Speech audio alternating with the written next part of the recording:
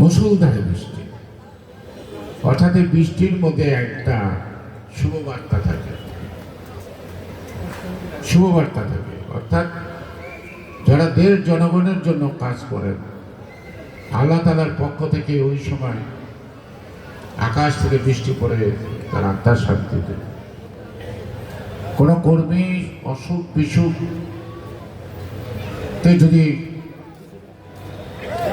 কষ্ট পেত, অনুরূপ কষ্টটা সে অনুভব করত। তিনি খালেদা জিয়ার জীবদ্দশায় এই ছোট থেকে হাঁটতে হাঁটতে অনেক বড় নেতা হন নাই, পদ পদবিও খুব ছিল তখন, কিন্তু খুব আদরের ছিল আমাদের, কারণ চোখের ইশারা দিলে বুঝতো আর কিছু করতো, সে কাজটি করত।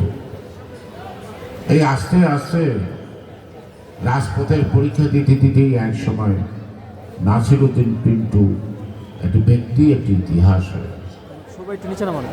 তার সম্বন্ধে অনেকের ভুল ধারণা ছিল, না জানার কারণে। নাসিরউদ্দিন পিন্টুর জন্মস্থান কিন্তু কেরানীগঞ্জ নদীর উপর, এবং ওর চলাফেরা দেখেও লেখাপড়া জানতো, এটা কেউ বিশ্বাস করতে পারত। কিন্তু এটা ভালো পরিবারের ছেলে। ওর আব্বা মরহুম নিজামুদ্দিন সাহেব জিঞ্জিরা পিএম স্কুলের প্রধান শিক্ষক ছিল। 1970 সালের নির্বাচনে শেখ মুজিবের বিরুদ্ধে লড়েছিল ওই অঞ্চলে, অর্থাৎ একজন রাজনৈতিক সচেতন ব্যক্তিত্ব ছিল। ওর আম্মাও লেখালেখি করতেন, ভাইরাও কিন্তু রাজনীতিতে সক্রিয়। দুই বোনের মধ্যে এক বোন তো ইতিমধ্যেই এই আজকে রাত্রি শপথ নিলেই সে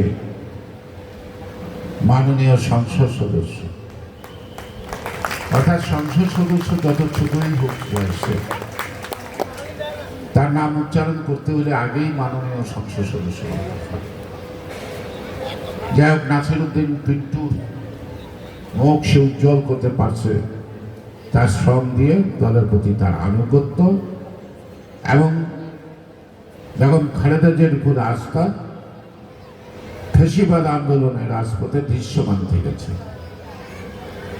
বর্তমান প্রধানমন্ত্রী জনাব তারেক রহমান ওকে 7 বছর যাবত দেখছে, কারণ নেত্রী যখন জেলখানায়, তখন তিনি শুধু লন্ডন বসে এই দলের পরিচালনার ভার এবং আন্দোলন সংগ্রামে নেতা কর্মীদের একত্রিত করার পাশাপাশি জনগণকে ঐক্যবদ্ধ করতে সক্ষম হয়েছে।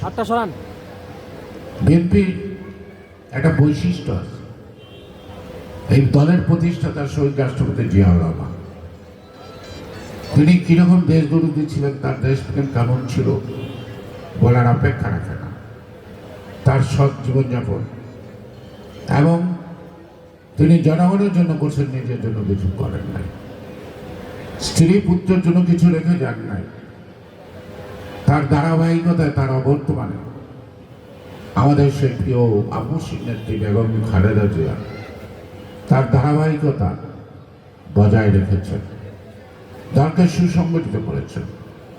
দেশের মানুষকে তিনি ভালোবাসতেন, দেশের মানুষের জন্য, দেশের জন্য তিনি মাথা উঁচু করে থেকেছেন, কখনো আপোষ করেন।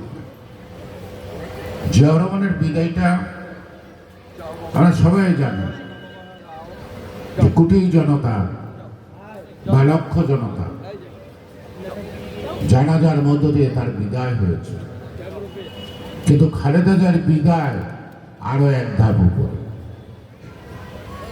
ধর্ম নির্বিশেষে সেদিন খালেদা জিয়া চলে গেলেন। তিনি যখন কবরে যায়, জানানোর শেষে 5 জন আলেম তার কফিন কাঁধে করে কবরে নিয়েছে। এটা ভাগ্যের ব্যাপার, সবাই পায় না। জিয়াউর রহমানের শাহাদাত বরণের পরে জানাজার সময় প্রবল বৃষ্টি হয়েছিল, ঠিক একইভাবে আমার নেত্রী বেগম খালেদা জিয়ার জানাজার দিনকেও কিন্তু আকাল ভেঙে পড়েছিল, বৃষ্টি পড়েছিল। আজকে আমি যখন এদিক দিয়ে আসছি, মুষলধারে বৃষ্টি। আমার 3টায় আসার কথা, আমি 3টায় আসছি, মুষলধারে বৃষ্টি। অর্থাৎ এই বৃষ্টির মধ্যে একটা শুভবার্তা থাকে, শুভবার্তা থাকে। অর্থাৎ যারা দেশ জনগণের জন্য কাজ করেন, আল্লাহ তাআলার পক্ষ থেকে ওই সময় আকাশ থেকে বৃষ্টি পড়ে তার আত্মার শান্তি দেয়, এটা শান্তি দেয়। তাই আমরা ভাগ্যবান যে পিন্টুর মতো একজন কর্মীকে নেতায় রূপান্তরিত করতে পারছি। ও একটা স্মৃতি আমার কাছে আছে। জেলখানায় যখন গেলাম, আসার শেষ দেখার সময় ও জোর করে আমাকে একটা ফতুয়া দিল। আমি বললাম যে তোমার ফতুয়া আমার গায়ে লাগবে না, তুমি অনেক লম্বা। দিলাম, গায়ে দিয়ে ঘুমাইবে। আমি শখ করে চকরা থেকে বানিয়ে আনছি হাতে। আমি ভাই তোর এটা ভাজ করে থেকে, আমি আজও ভাজ করি রাখছি, আজও ভাজ করে রাখছি। এবং জেলখানায় যারা যেত, সে কর্মী হোক নেতা হোক, কে খেয়ে আছে কে খেয়ে নাই, কার ওষুধ আছে কার ওষুধ নাই, নাসির পদ্ম পিন্টু হাজির। কে কোন মাছ পছন্দ করে, কে কোন খাবার পছন্দ করে, বলার আগেই চলে আসতো। আমার উপর একবার খুব রাগ করলো, ওরা এত ভালো ভালো খাবার আমি খাই না, আমি সাধারণ খাবার খাই। বলে আমার কেনাকাটা সব পিঠা, আমি এত কষ্ট করে এইটা আনলাম সেটা আনলাম, আপনি কিছু খাইলেন না।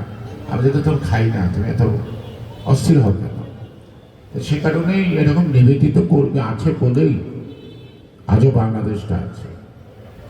এমন নিবেদিত কর্মী ছিল বলেই জাতীয়তাবাদী দলের বিরুদ্ধে যত ষড়যন্ত্র হচ্ছে, সকল ষড়যন্ত্র কিন্তু আমরা